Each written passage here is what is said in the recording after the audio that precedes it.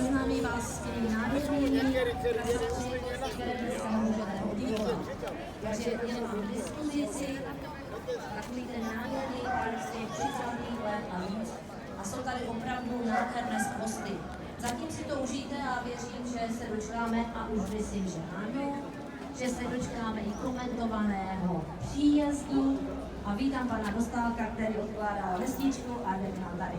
Vítám vás tady u nás, zase moc ráda, že jste přišel a že teda nám řeknete něco krásného zase o letošní etapě, jak to všechno vypadá a krásy, které tu jsou. No, to je rally.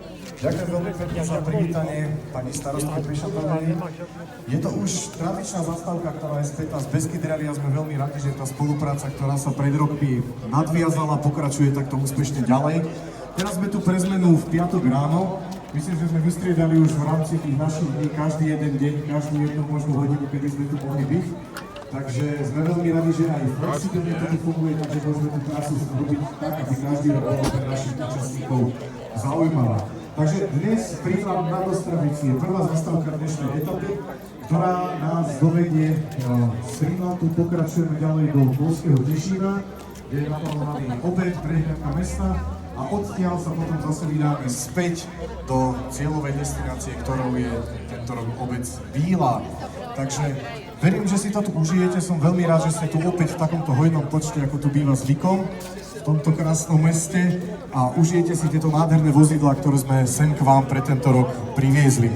Múzeum na kolesách je opäť v počte cca okolo 100 vozidiel a máme tu samozrejme naozaj prierez od tých úplne najstarších, čiže od tých 20 rokov až po tie neskoré 80. roky.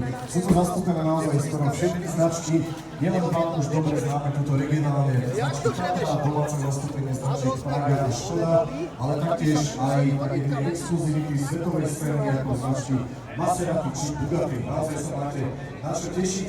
Vozidlá už pomaličky sa k nám dostanú skoro všetky. O 9 hodine bol štart z obce Bíla, no a postupne už sem k nám budú všetky vozidlá postupne prichádzať.